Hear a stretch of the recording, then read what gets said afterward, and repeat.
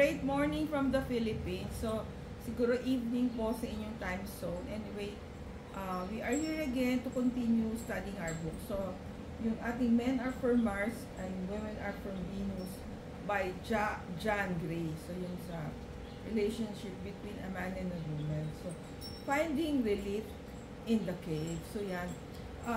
We have been studying yung book ni John Gray. He was telling us that when our partner, our men in our life, they would go home after a day's work. They would like to go inside their cave. Siguro den yan, study room, or the sala where the TV is, to find time or enter his cave para to think about the day, the problems of the day, the challenge, ano ba yung urgent, ano ba yung priority.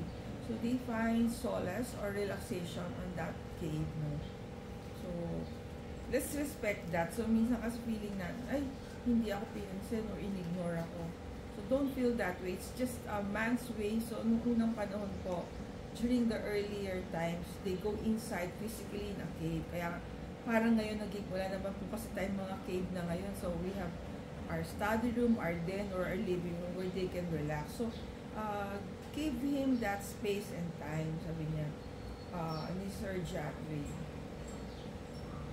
So, sabi niya, yung example niya today is si Jean. So, sabi niya, Jean uses the newspaper to forget his problems.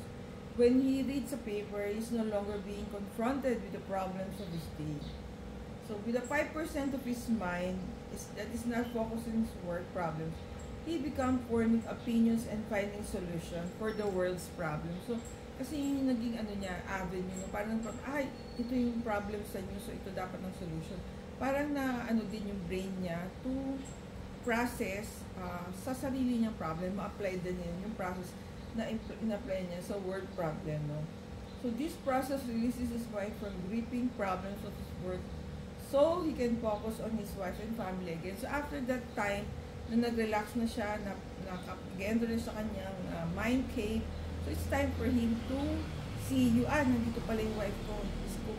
She's cooking our dinner. Alright, dito pala yung children ko. He needs someone to help in his assignment. So, biglang nag-service din tayo. But let's just give him time to relax and find his mind cave. Thank you for watching. See you on our next video.